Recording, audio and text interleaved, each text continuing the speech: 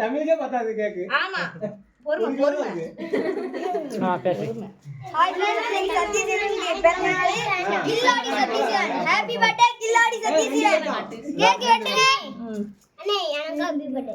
ஆமா அவளுக்கு எனக்கு அகிதாவுக்கு ஹேப்பி பர்த்டே. அவளுக்கு ஹேப்பி பர்த்டே. அகிதாவுக்கு கேக் வெட்டணும். என்ன கேக் வெட்டிட்டு இருக்காங்க. எல்லாரும் கொடுக்க போறாங்க. அடுத்த நாள் அகிதாவுக்கு கேக் வெட்ட போறோம். அவ கையில அங்கிதா கூட மாமா கூட ஐயா கோயில கொடு.